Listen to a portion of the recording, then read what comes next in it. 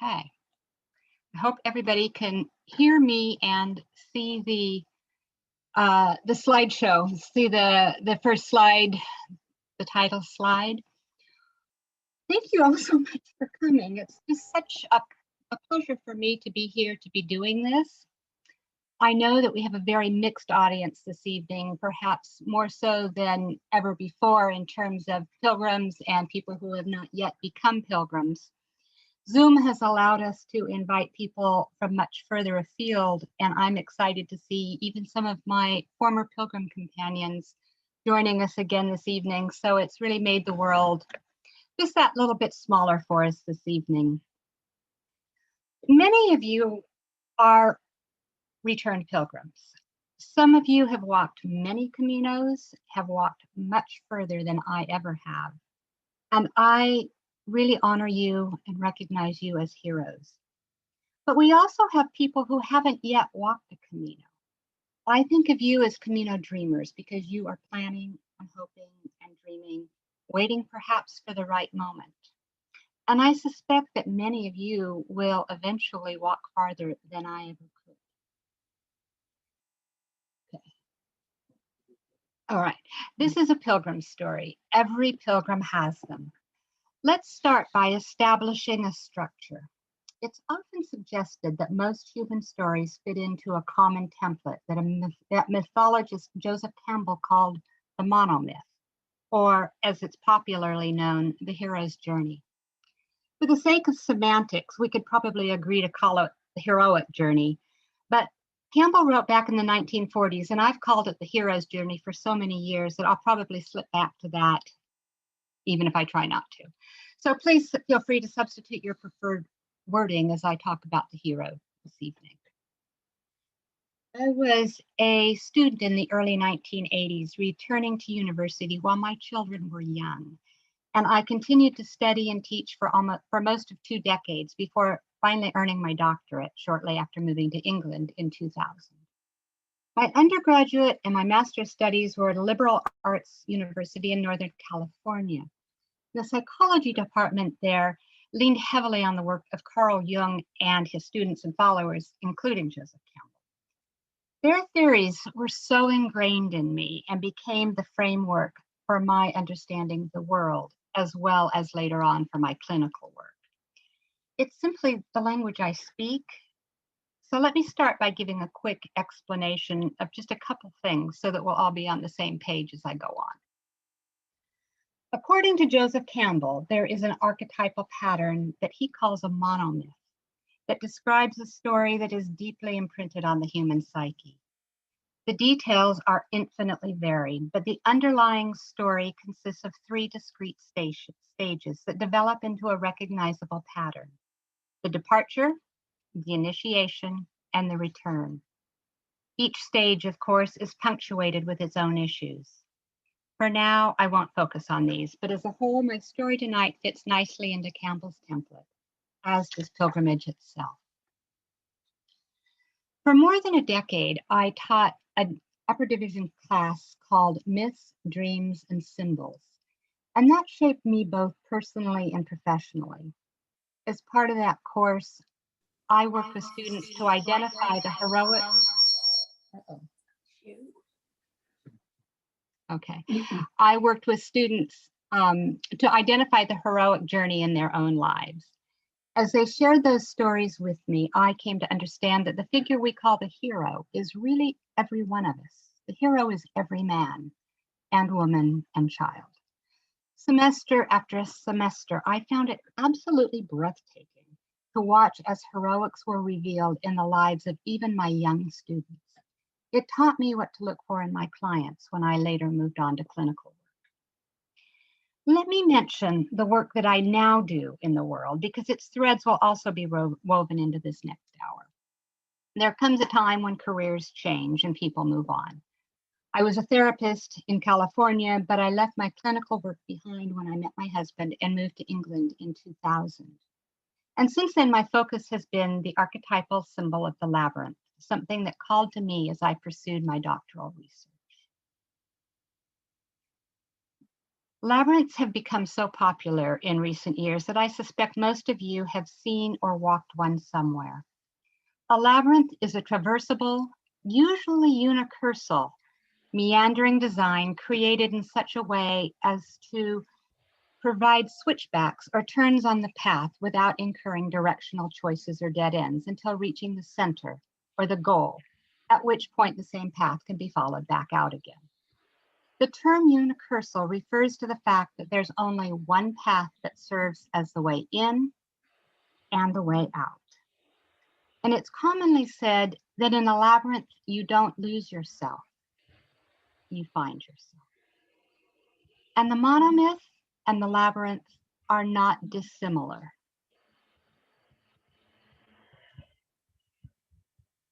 The labyrinth can be seen as a visual shorthand version of the hero's journey, where the walker moves bodily through these same primary stages.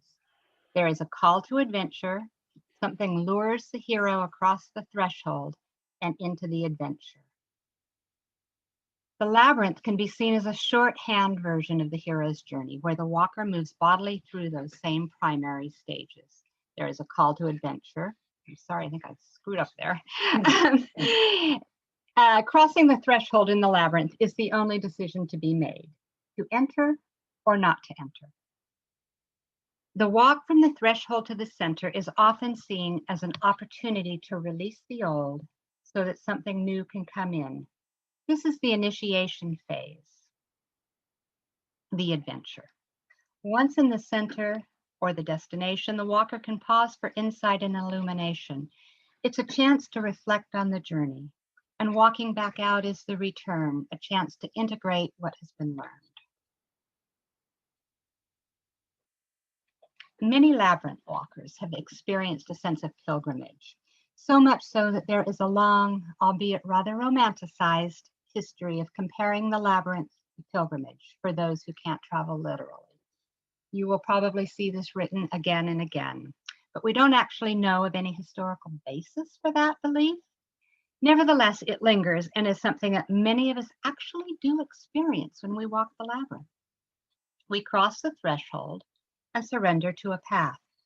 Our feet do the walking while our brains are freed for contemplation or prayer. Sound familiar? It's a metaphor that simply works for a whole lot of people. And there are labyrinths along the Camino, really old ones, as well as modern ones, some permanent and some temporary. Now, I just want to say quickly that there are many labyrinth designs, and tonight we're not going to talk about those variations because they don't matter for what I'm talking about tonight. So we'll just refer to a labyrinth and we'll notice them as labyrinths alone. So the first stage of the hero's journey is the first step in a labyrinth walk, and it's also the first stage of a pilgrimage. But there is something that must occur before the actual departure can happen. Departure cannot happen. Departure cannot happen until a call to adventure is received. In the process of going about one's everyday life, something out of the ordinary happens to interrupt the status quo. And this is where I want to start my story. Although I had been living here in England for 7 years, this was in December of 2007. I'd been living here for 7 years, and I was still actively parenting my adult children, who by then were all well into their 20s. They were old enough to be independent, but still finding their feet in the world. My family was all in California at that time. And on a Friday afternoon in early December, and again it's 2007, my oldest daughter called with the news that her 7-year-old son was not well. And within hours, he was diagnosed with a brain tumor. I flew to California immediately, of course. And on Tuesday morning, one of the top pediatric neurosurgeons in the country operated on him for 13 hours. For the next 3 weeks, I lived in the intensive care unit with my daughter and my grandson. It was tense, and the outcome was not certain. In the end, though, we were the lucky ones. The child we brought home in January was the same child we had carried into the hospital 5 weeks before. He needed rehabilitation to learn to walk again, but he recovered fully with an excellent prognosis. I returned to England with an awareness that Aaron's illness had changed me forever. I didn't know how, but I could feel that something deep was shifting. You cannot go through an experience like that and remain the same. So let's pick up that story a few months later, in May. Many of my adventures in life seemed to begin in France, often in Paris. And I was serving at the time as the president of the Labyrinth Society, an international organization which I had helped to found in order to support labyrinths in the community of people who enjoy and walk them. Several of my board members had invited me to join them for a long weekend in Paris. From where we live in Essex, it's a quick train ride, and I had a wonderful weekend with my friends, sightseeing in Paris. We took the train down to Chartres, 60 miles to the southwest, in order to walk the famous medieval labyrinth that's laid in the floor of the cathedral there. It was wonderful. As much as I loved being with my girlfriends, though, something rather sobering became evident. Never athletic, and always in battle with my own body, I struggled to keep up with my friends. Every single one of them could walk faster and farther than I could. And I realized I might never see Paris again without a walking stick. Visiting Sacré-Cœur on our last day together, I slipped into a pew while my friends processed around the basilica with the rest of the tourists. Now, the Virgin Mary wasn't really in my personal pantheon at the time, but I talked to her that day anyway. Considering the setting, it seemed right. I asked her to help me with something that I had never been able to accomplish before. I told her that I had seen my grandson fight for his life, and I was ready to fight for mine. I wanted to do whatever it took to regain my vitality so that I could return to Paris and stand a chance of living a long and healthy life. I traveled home on the train with that promise the next day, and I got to work. I meant business, and every week for the next 52 weeks, I lost 2 pounds. By May of 2009, I was a much smaller and far healthier woman. I had shed more than 7 stone, 100 pounds. I was amazed and I was grateful. And I felt like I needed to tell Mary thank you. But how do you do that? My work by then was almost entirely in the field of labyrinth research, and my husband and I wanted to visit some of the historic labyrinths in Galicia that we had recently been made aware of. Medieval pebble labyrinths in the porches of church in northern Spain and petroglyphs in Galicia carved into rocks in the hillsides. My friend Lisa, who figures prominently in the rest of this story and is here this evening, joined us, and we flew to Santiago and we rented a car. Before quite literally heading out into the hills to search for our labyrinths, we took a day to visit the cathedral. Perhaps because of the strong links between the labyrinth and pilgrimage, I had read about the cathedral. I knew about the role it played with the Camino. But then, I get teary. I saw a pilgrim. Being that we were there in Santiago, I should have been expecting him, but I'm not sure that I completely believed that pilgrims were real at that point. I have no idea who this man is. He is every man and could have been anyone. He was finishing his Camino as we followed him into the city center, and shamelessly I chased him down the road, wanting to watch him, wanting to take his picture. I wanted to remember him forever. I don't know what his story was, but he changed my life. On his back, he carried not only his pack, but also my call to adventure. I wanted to be a pilgrim. We walked into Oberdoyle Square behind the pilgrim, but we did so only as tourists visiting the cathedral. We never saw the man again, And suddenly I wasn't sure if I had the right to even be in the cathedral at that time. I wasn't ready for it. I hadn't yet earned it. Nevertheless, I stood in line and I hugged St. James more in promise than anything else. I had heard my call. Called to be a pilgrim. That's how the adventure works. The hero who isn't yet a hero is going about his or her daily life, and something happens to interrupt that dailiness. There's a shift as a possibility presents itself. We can say yes, or we can refuse the call. But refusal of the call usually doesn't end so well.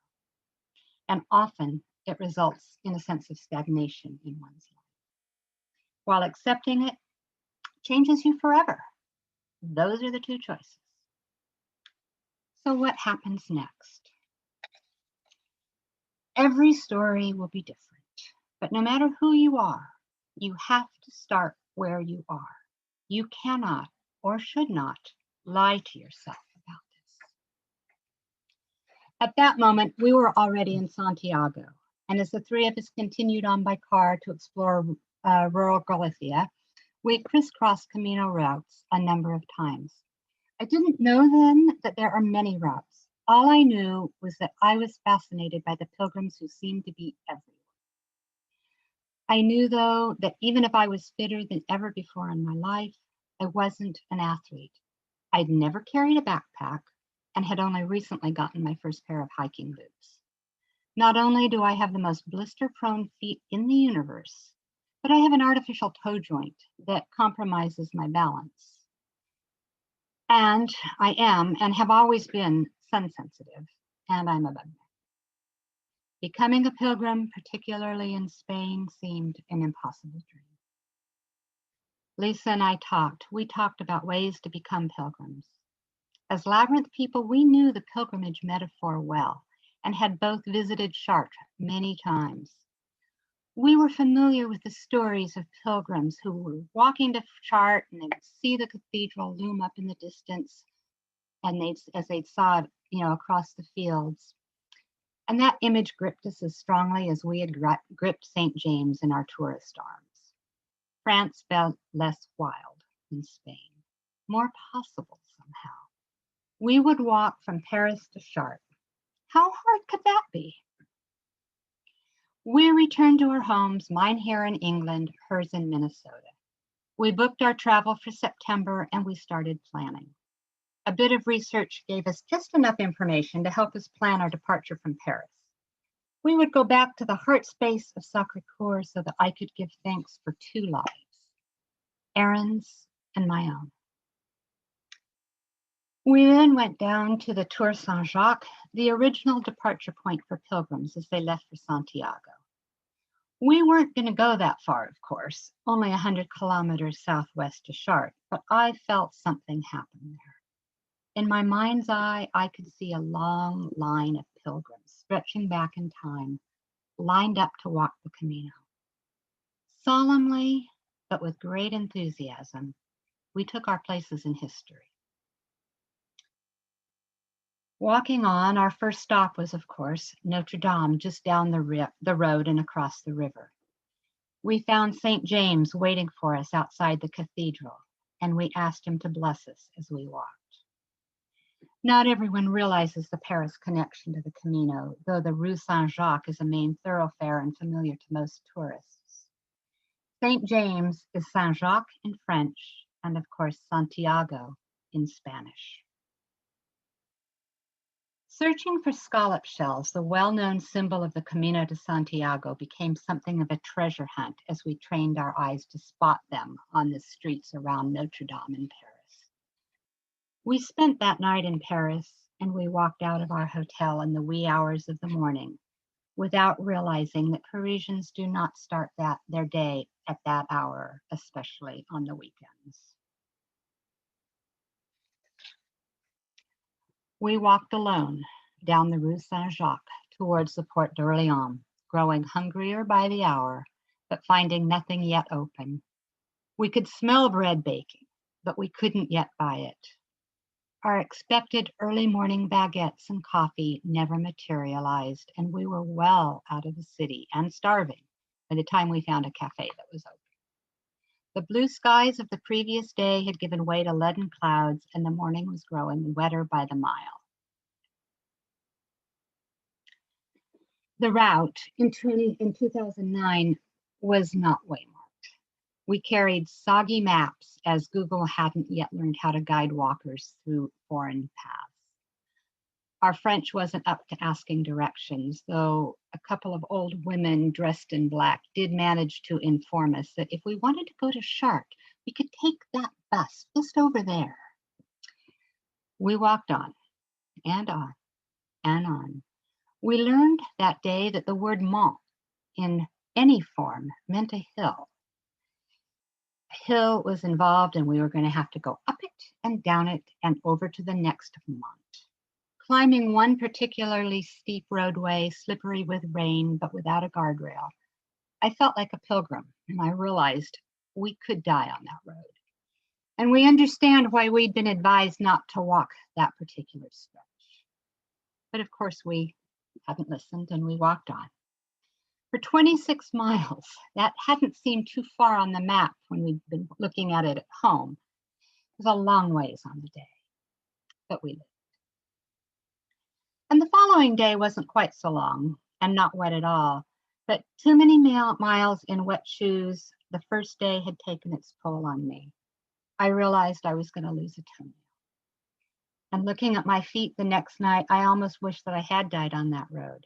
Seriously, I'm not an athlete, and I didn't know that losing toenails is something that could happen and does happen and is no big deal. But when Lisa consulted her map on the final morning and said, only 18 kilometers, that's only 11 more miles to Chartres, I heard myself say, is that all? That's nothing, we can do that. See, I was becoming a pilgrim. Even an aging non-athlete like me can feel like a pilgrim. I felt like a hero. Imagine me saying something like that. Lisa walked more easily than I did. A swimmer and a former skier, I would consider her an athlete. Sometimes I wonder if she's ever had a blister on her foot, and I'd put money on her being able to walk across hot coals there. While I trudged, she trailed behind me, picking flowers, playing with Mother Nature. Her support was like having the wind at my back.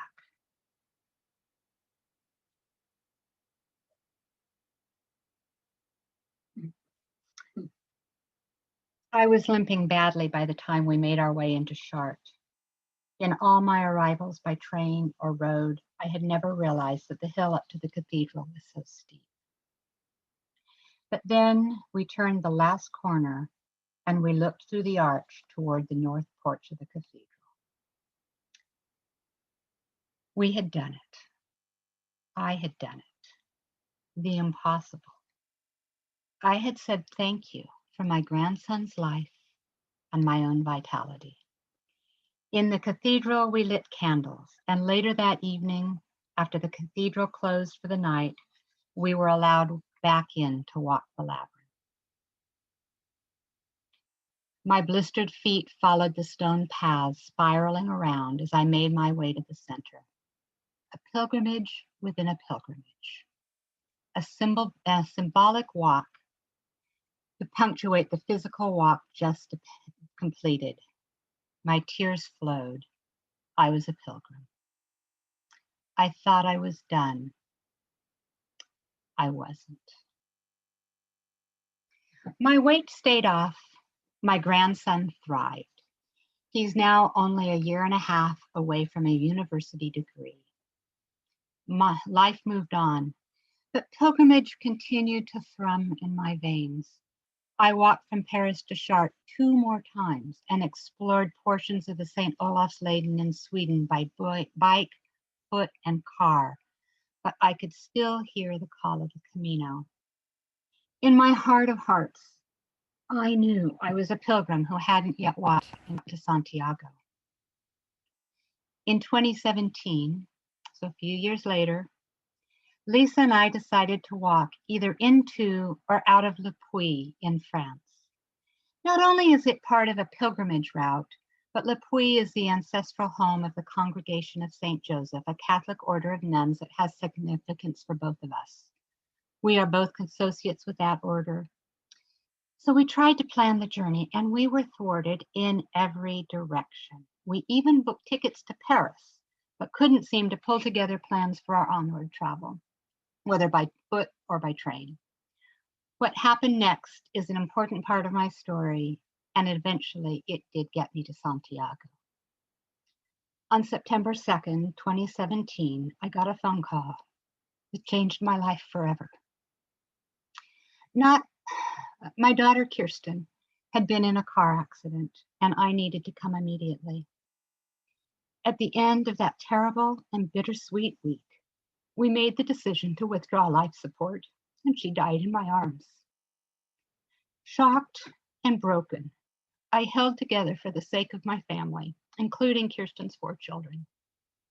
There would be no walking to or from Le Puy that year, but Lisa, still in the US, flew to my side in Texas and helped me through the required motions.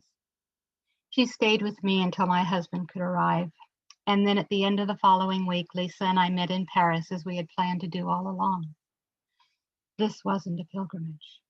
This was a visitation.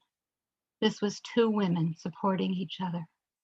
We walked the streets and visited the churches we knew and loved. We took the train to Chartres, visited the labyrinth, and we walked endlessly and aimlessly.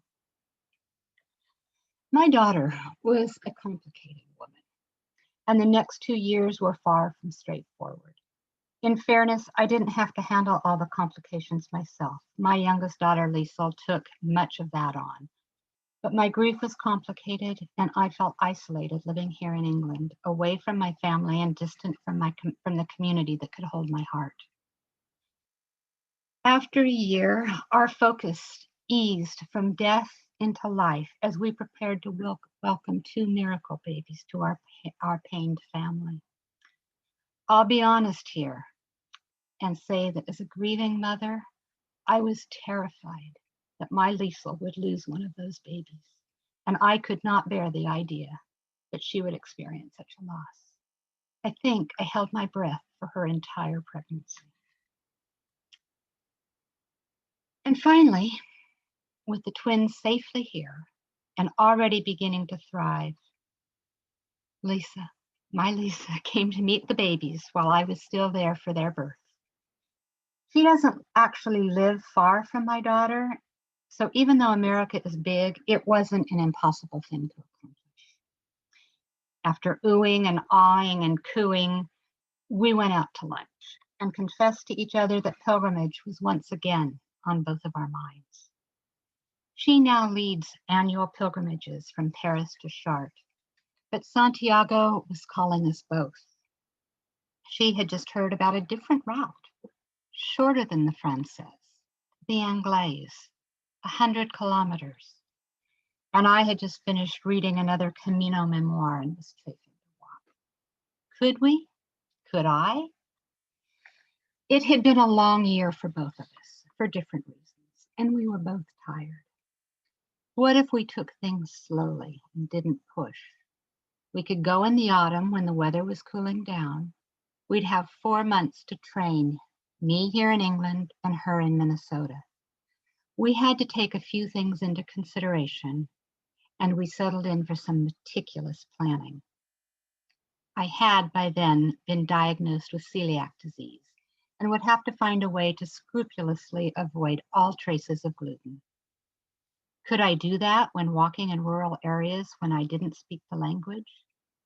I knew that even a tiny bit of gluten would scupper my walk. And would my troublesome feet take a week of walking? I wanted to try. I wondered if I should walk for Kirsten. I had heard that you could do that, but it didn't really feel right. I don't think the Camino would have been her thing. In fact, I'm pretty sure I heard her eyes rolling when I had talked about my early pilgrimages. She was my wild child, The spiritual walk in her memory, it didn't quite fit. So I wondered what was pulling me forward, why I was feeling so called. I started training and I pushed too hard. My feet blistered and I got discouraged. The second anniversary of Kirsten's death came and went, and even though I doubted my physical capacity, the dream of the Camino was the brightest spark in my heart at the time. Any grieving parent will tell you there are days when life feels too difficult to continue, when the pain is just too overwhelming. I don't like those days, and thankfully they don't come as often anymore. I knew it was time to move on into whatever comes next for me. And the only call I could hear in my heart was the call of Camino. It was time to accept that my daughter was dead. And it was time for me to figure out whether I was dead or alive. Lisa arrived in England, and together we flew to Spain and made our way to Ferrol. And then we set off for Santiago. I worried about my feet and my stamina, but we were as prepared as we could possibly be. Any pilgrim, though, will tell you that no matter how hard one prepares or doesn't, the minute you set foot on the path, you belong to it and not the other way around. If I could give one piece of advice to a departing pilgrim, it would be to notice everything that crosses the path. This is the same advice that I give to those who are about to walk a labyrinth. I'm not just talking about the literal path. I am suggesting that a pilgrim needs to stay on high alert to every sensation and image. As human beings, our native language is not words, but imagery. Who shows up? Who are your companions? They mirror you, the pilgrims who walk with you. Whether you like them or not, they are on your path and they have something to offer. Pay attention to the sounds you hear, the stories you tell yourself as you walk, the smells, the songs, what you find yourself humming. They mean something. A walker's body is busy. Right foot, left foot, one step follows another as you move along the path. Step over the rock, cross the stream, dodge the dog poo, right foot, left foot. There's a hypnotic monotony that frees the imagination. And after a while, we free the brain as we tell it to go ahead and look for the yellow arrows that mark the way. Right foot, left foot, right foot, yellow arrow, left foot. In addition to pumping the blood to keep us alive, our hearts are free to ponder and feel. We may notice unexpected emotion that can provide clues to what's going on below the surface for us. It can be hard to pay much attention to subtle clues as we go about our daily life. Pilgrimage, whether it is a long Camino or a quick labyrinth walk, takes us out of the mundane and into the world of symbol and archetype. As we surrender to the path, we meet our true selves. There weren't a lot of pilgrims on the Inglés by the first week of October 2019. We were surprised by that. Apparently, the pilgrim season had ended the week before, and there were very few pilgrims on the road and no pilgrim meals in the evening, which really disappointed us. You can't predict a pilgrimage. Right foot, left foot, you quickly learn to take things as they come. We walked out of Ferrol on the Inglés by the first and around the estuary. Our pace was a gentle one, probably too gentle for Lisa, but it kept things manageable for me. The next day, a group of middle-aged pilgrims started out behind us, but we lost them as we climbed the first hill. By the time we got to Fene at the top, they were finishing coffee at a local cafe. We knew they hadn't passed us on the single track, so we figured they'd probably called a taxi and gone by road. There's always that option. I remember wondering who had more sense, and we never saw them again. The scenery, I'm going to just adjust my chair, excuse me. The scenery was beautiful, but that day was my hardest day. I was nauseous and noticing a rather sinister symptom developing. By the time we crossed the bridge into Ponte Diumi and climbed up out of the valley to our bed and breakfast that evening, I was wiped out. I started to think this pilgrimage wasn't going to end with an arrival. I knew I could make it that day and probably the next, no matter what it took. But I was pretty sure something bad was happening to my innards, and I didn't quite trust my as yet unblistered feet. I looked for allies, the Camino angels that all pilgrims seem to run into. Joseph Campbell would call them the supernatural aides and the guardians because they are a phenomenon that is not unique to the Camino.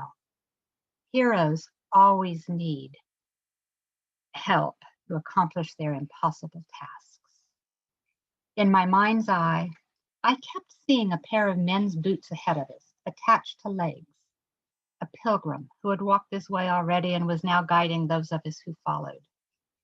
I even thought I saw him pause to touch the waymarks.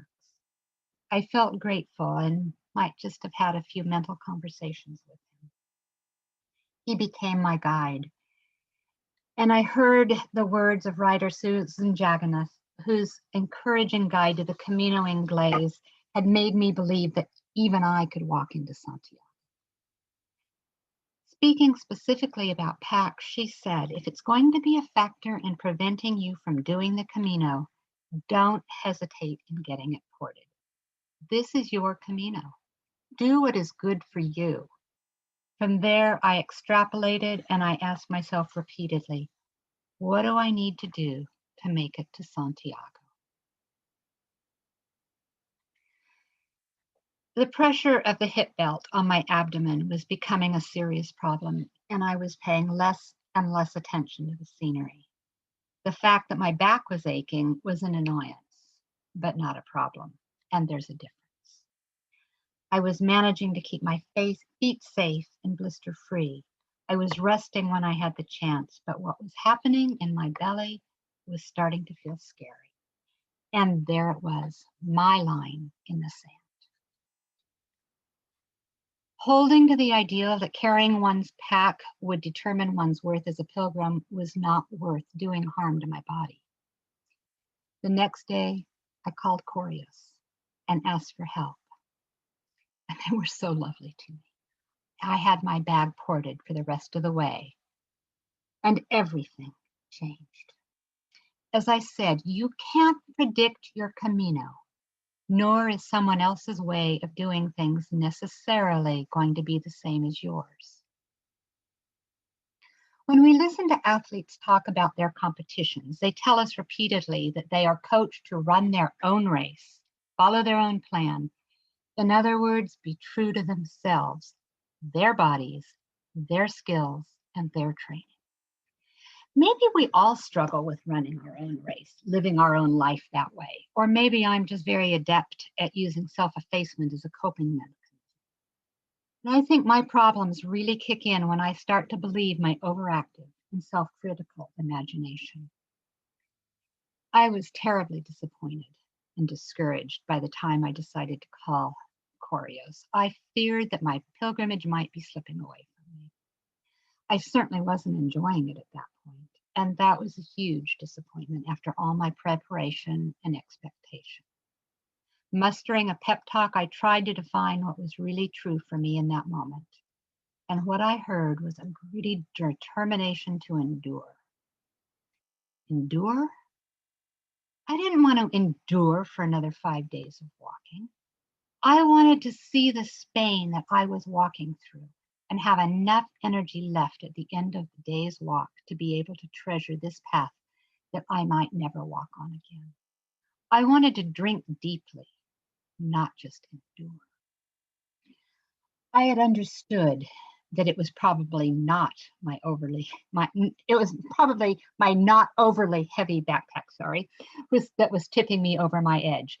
For some reason, I experience a lot of pain and nausea when anything is tight across my abdomen, and I was really hurting by that time, and it was making both eating and walking really difficult. I felt like carrying my load was weighing me down in ways I really didn't want to itemize. In a brave moment, I invited an internal dialogue on survival versus enjoyment. I found I was very adept at buying into the dark side of my mental conversation. But it really all boiled down to how important it was to me to complete my pilgrimage. And if I decided I wanted to complete it, whether I wanted to walk with enjoyment and happiness or under a dark cloud of suffering.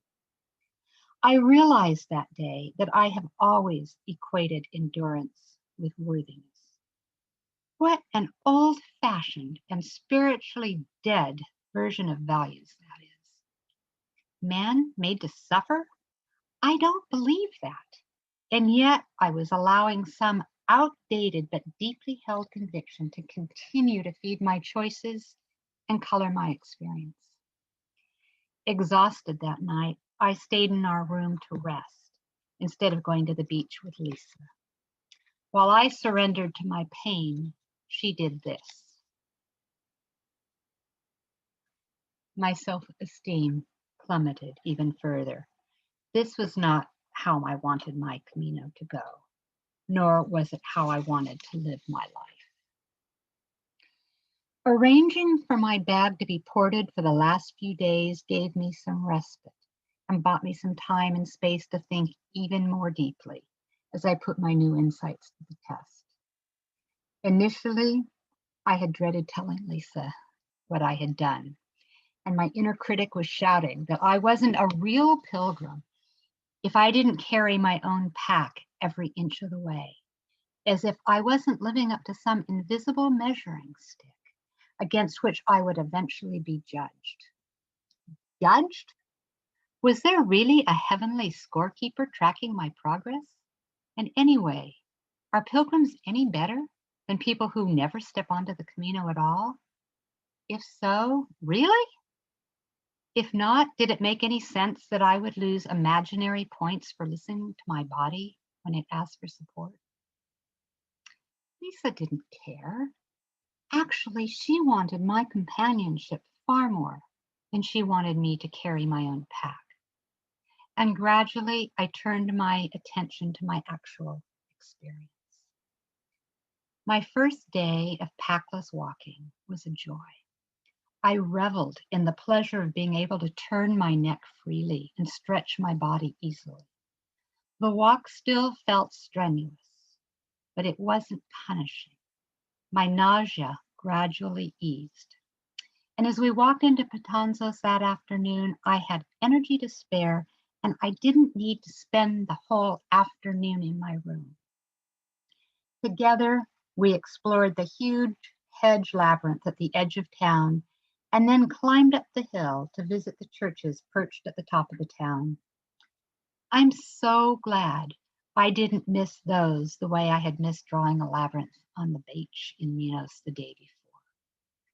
And I had enough enthusiasm left by nightfall to go out and enjoy the Betanzos Tortilla Festival.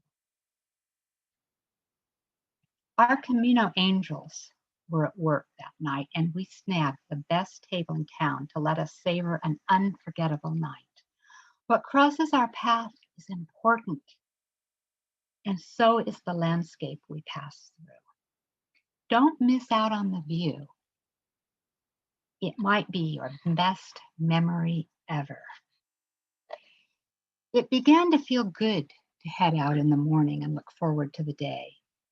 This was new for me. My confidence was growing, both in terms of my walking, but also in terms of my ability to listen to my own body. Personal teamwork, body and soul, was happening within me, and I was enjoying my Camino. Watching others, everyone seemed to have their own strategy and pace. And I was often the tail runner, tail walker. Privately, I thought of myself as a turtle, plodding along slowly but deliberately and getting there in the end. Trudging up a long hill on our longest day of walking, we passed a wooden cross that was lying in the grass at the side of the road. It seems someone had gotten tired of carrying it and tossed their load aside. I could relate.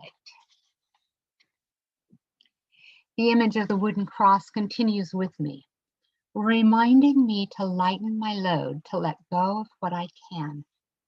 What a metaphor!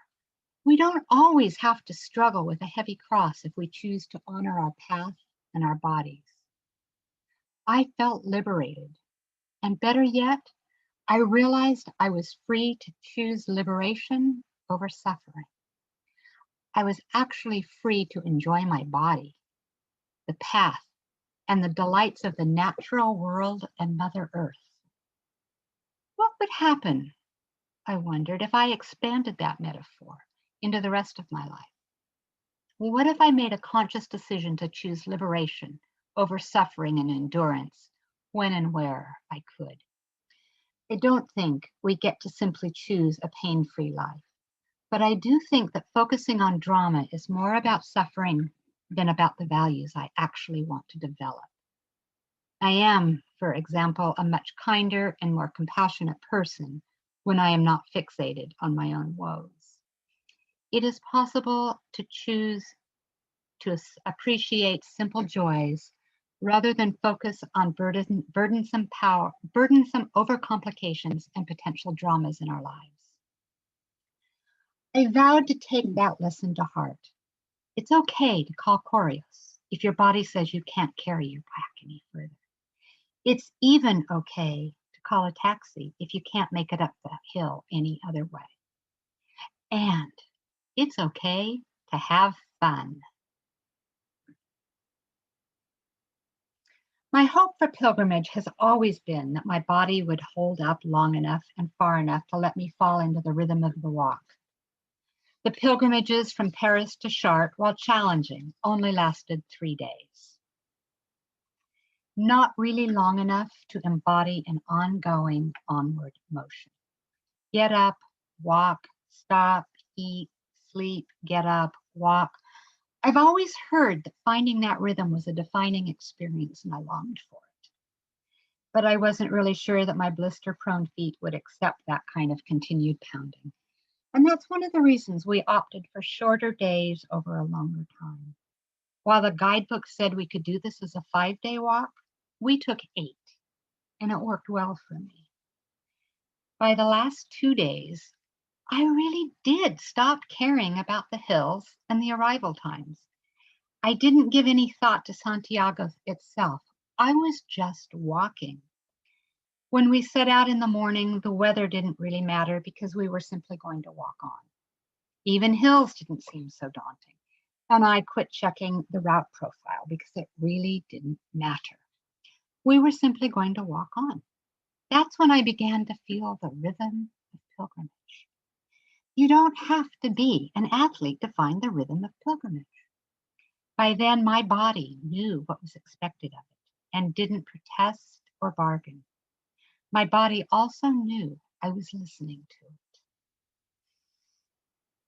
I could go at my own pace, but it was no longer a matter of enduring the day. Instead, it came to be about waking up curious and eager to see what the path would offer us. My mind, too, began to accept that I would and could cope with whatever came my way. Hills, weather, blisters, injury, diversions, I would cope. Even meant making new decisions about the plans we'd made so carefully. For someone with lifelong control issues, that is a very big deal. And it's a lesson I hope I've brought home with me. Everyone experiences arrival differently. For most of us, it is profound, much more than walking into a big city with a famous cathedral. Tears are not uncommon. We've arrived in a story that features us as the hero. Seriously, we have done what we set out to do and walked a story within a multitude of subplots that will continue to play out as we eventually make our way home. Lisa and I had collected our sayos, our pilgrim stamps, en route and expected to end with the traditional rituals: a hug for the apostle, a pilgrim mass, a Compostela, which is that all-important official certificate of completion. But first, we had a sacred task to complete. A pilgrim on another route had written to tell us of a personal tragedy. This was the person who had originally pointed us to the Inglés, and a heart connection had been formed. Would we, she asked, light a candle in the cathedral for her when we arrived? A true Camino angel directed us to La Corticella, the tiny 13th century chapel that was once part of an even older monastery that was subsumed by the cathedral as it expanded over the centuries. So it's now within the cathedral, in order to light a candle and pray for someone who needed prayers. Personal, intimate, heartful. The chapel was empty when we arrived, and we prayed in private.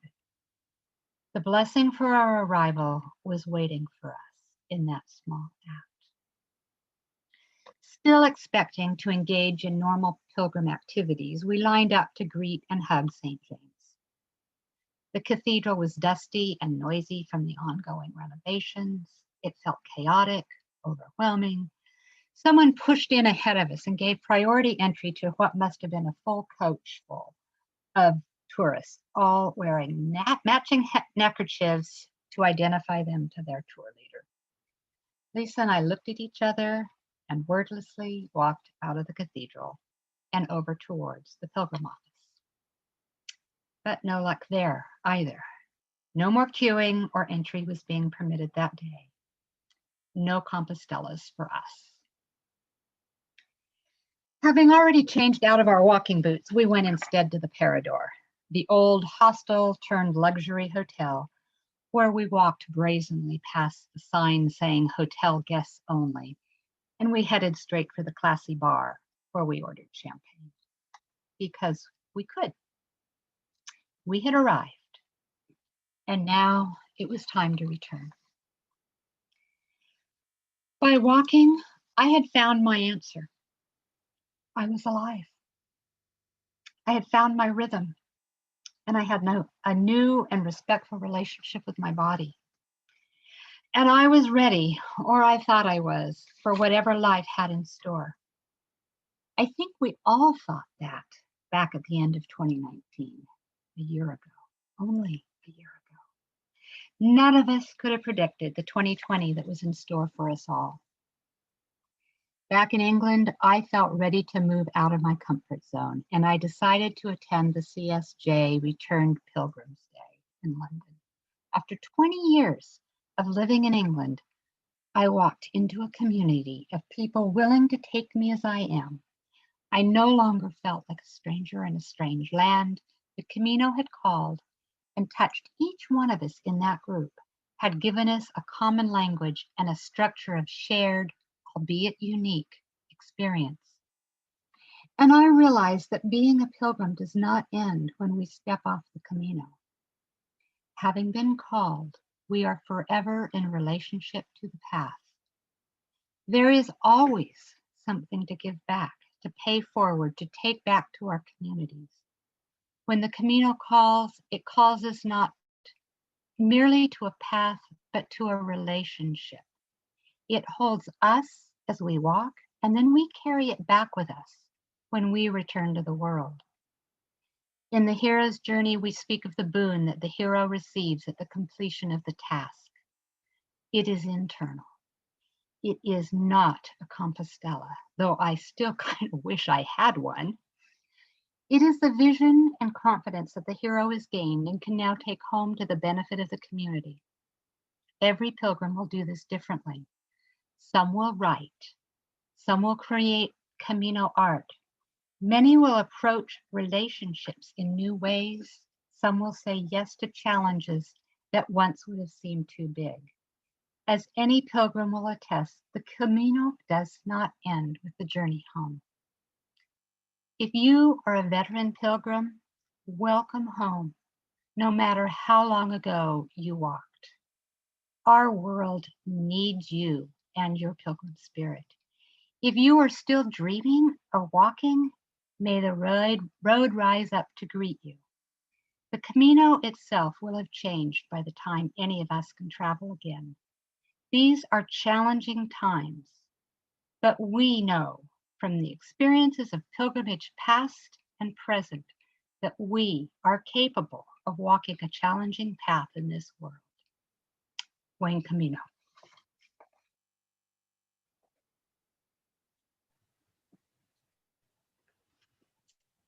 Thank you so much, Kimberly. You'll have to imagine the sounds of uproarious applause.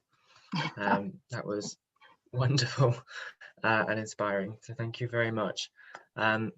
If anyone has any questions they would like to put to Kimberly now, please do so. Please pop them in the chat. Volunteers Wendy and Charles have been collecting the responses throughout this evening. Wendy and Charles, do you have anything for Kimberly? I want Jeff to quit his screen sharing. Yeah, if he wants to stop sharing his screen, then we can see everybody. Lovely. Yes, Wendy. Yes, we've got a couple of questions we'd like to put to Kimberly. Perhaps other people can think about whether they'd like to compose a question while we're talking. If I go first, Kimberly, you started off talking quite a bit about labyrinths and the role that they've played in your life. And I just wondered whether there were any parallels at all, excuse me, between arriving in Santiago at the end of your pilgrimage and arriving at the center of a labyrinth. Yeah, absolutely. For me, arriving in Santiago was arriving in the center. Setting forth, that's stepping across the threshold of a labyrinth. The walk in is the adventure, it's the path. You arrive in Santiago and you're at the center, you're ready to receive. And then you make your way home. We don't walk out of Santiago, most of us, the same way that we walked in. We usually take a train or a bus. Some people walk back home again, most of us don't. So we leave a little differently than we usually leave a labyrinth, although you can walk straight out of a labyrinth if you want. But then there's that same process of assimilation, taking whatever we've learned along the way back with us as we cross back across the threshold, back into our real world, bringing the boon with us. And that's where we make the difference.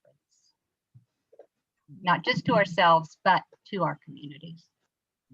It's interesting that you said, there's that moment of crossing back over the threshold, back into our old lives, yes, I mean, utterly changed, but I'd never had that concept in my head that it was stepping back over the threshold, which I had stepped over when I walked out of the front door.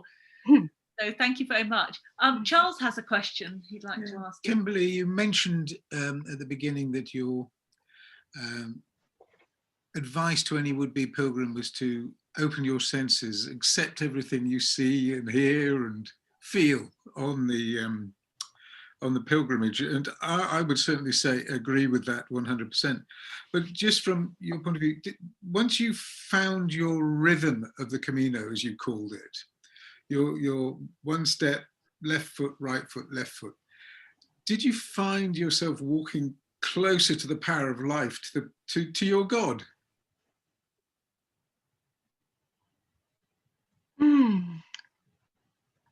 What I found was that I don't know if I would have termed it that way. It's possible. I certainly pray a lot when I walk. So yes, in that perspective, absolutely. But I think what I meant by that was as my senses became alert, I became aware of myself in my environment and noticing the things that I thought. I became aware of what was going on in my inner world as well as my outer world. And I think those are the images, the thoughts, the songs, the feelings. Noticing, you really feel alive when you notice the breeze in the leaves of the trees or the rustle of a small animal alongside the path.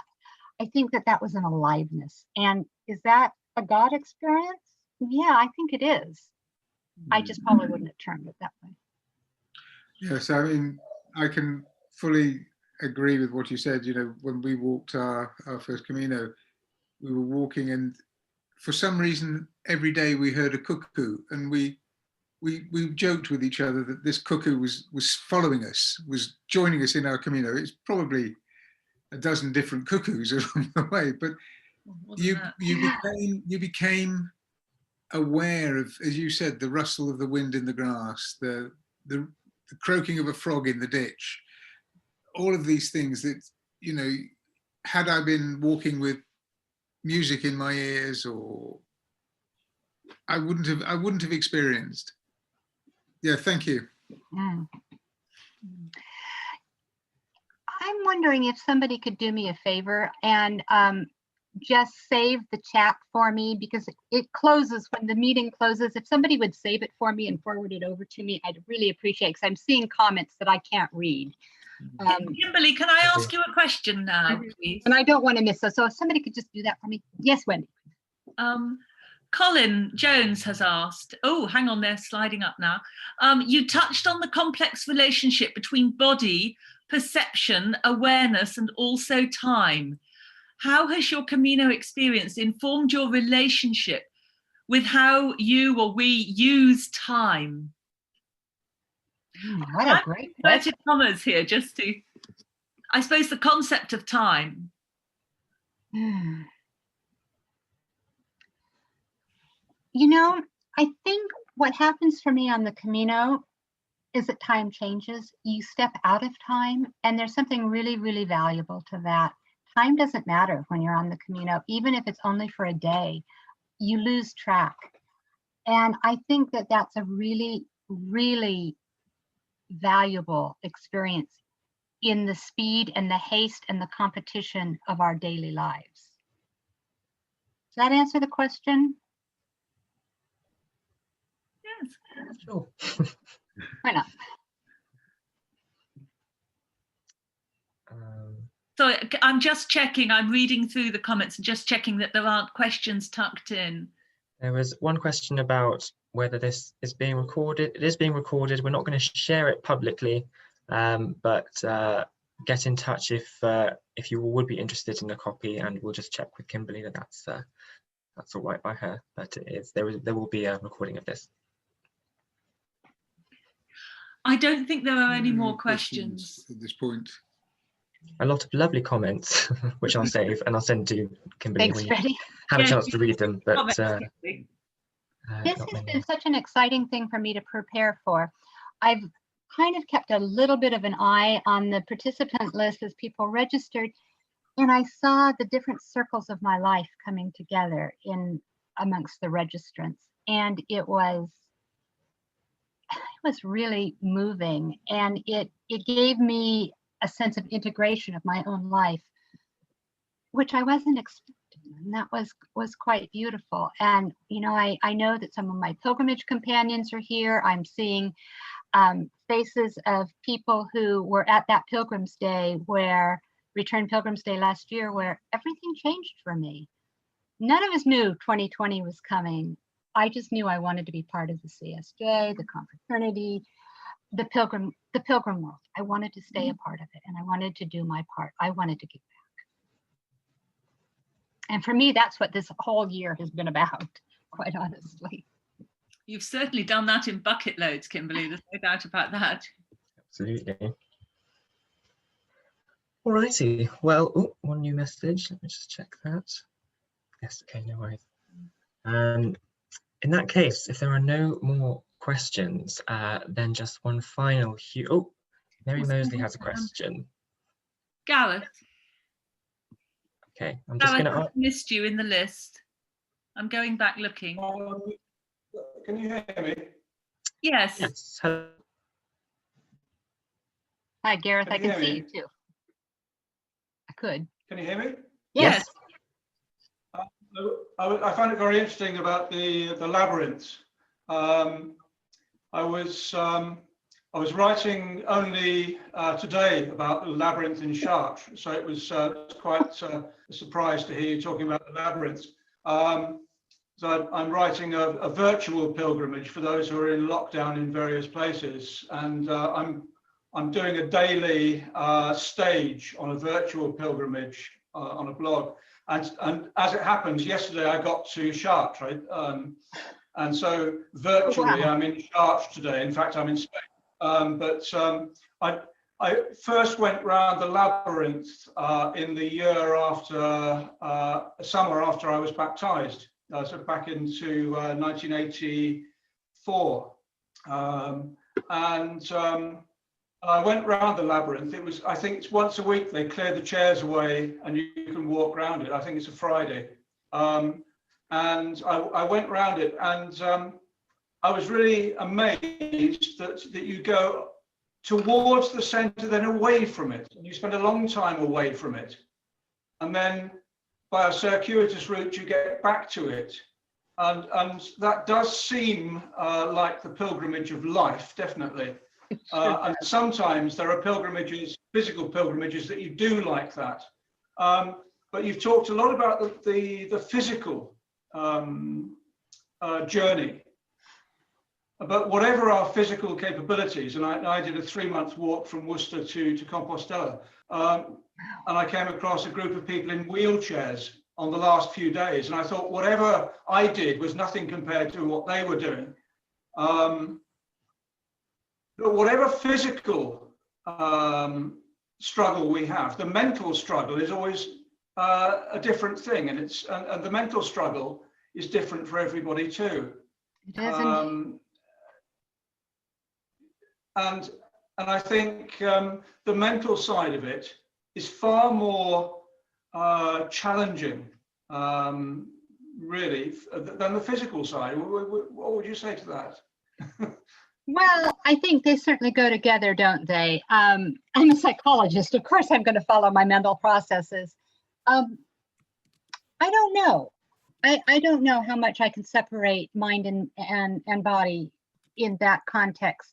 For me, my physical body really struggles, and that really impacts my mental. And yes, it does become a mental battle, because in my brain, I was saying, you're not worthy, you're not good, you don't have the strength to do this, you should be able to do this, what's wrong with you, you're not as good a person.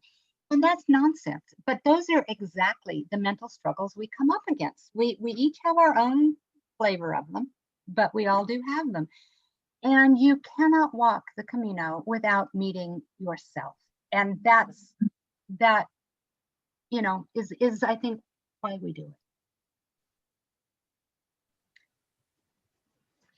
Charles, Mary Mosley has a question and is unmuted. Okay, I've now managed to unmute myself. Can you hear me? Hi, Yes. Mary. I can hear you. Kimberly, I just want to say I was one of those people at the meeting that you talked about last year. Were you at the where Return we met. Pilgrims Day? That's where we met. No, we met at lunch. It's been an absolute privilege to have you in my life this year.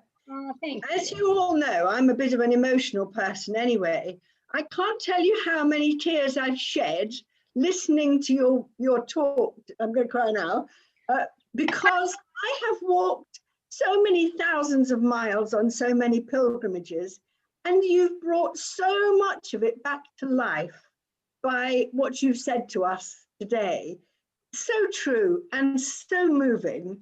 Thank you. Thank you. This has been an amazing 3 weeks of preparation.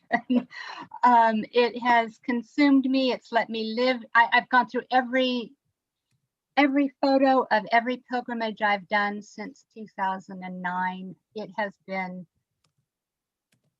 It's been a reliving and a recommitting. I think that's really what came through at the end. And what I said at the very end is really probably the most important of all, that if we have become pilgrims at all, whether it was on a labyrinth, on a Camino, or in any other way, we know how to overcome challenges, how to walk through challenges, both mental and physical. And that is exactly the spirit that we need to get through this lockdown year and out into the world that is coming, because that's what the world needs. We, as pilgrims, we're important now. We know how to do a challenging path. Well done. Fabulous. Right, I'll do one last sweep for any last questions. Just going through pages and pages of you. I think That should be it. Okay, lovely. All right, in that case, I'll save the chat one last time and say once again, huge thank you to Kimberly for your really thought-provoking and heartwarming and touching and inspiring talk this evening. Thank you so much for sharing your story with us. As I said at the beginning, Kimberly is a volunteer for the CSJ, and for those of you that don't know us, we are the official UK charitable organisation for the Camino de Santiago. We are a member organisation, but our services are all-inclusive and open to everyone. We provide information, advice and support to pilgrims before they go, with guidebooks and preparation events and a person-to-person advice service from our own expert pilgrim volunteers. We provide support to pilgrims while they're on the Camino with our 2 pilgrim hostels in Spain, where we house and look after walkers on their way to Santiago. And we support pilgrims when they've come back with educational events like the one this evening, our library, and a community of like-minded people who understand the sort of experience that a Camino is, which can often be transformative, as we've heard this evening. If you'd like to learn more about us, feel free to type Confraternities St James into Google. You'll find our website, you'll find our Facebook groups and our Facebook page, and us on Twitter. Or if you just want to drop us an email or give us a call or come to another one of these events, you're very welcome. As I said, we are all inclusive. And you can even become a member of our illustrious organisation. But for now, thank you all so much for coming this evening. I hope you can enjoy the festive season. And I look forward to seeing you all again soon. Good night, everyone. Stay safe and buen camino. Thank you.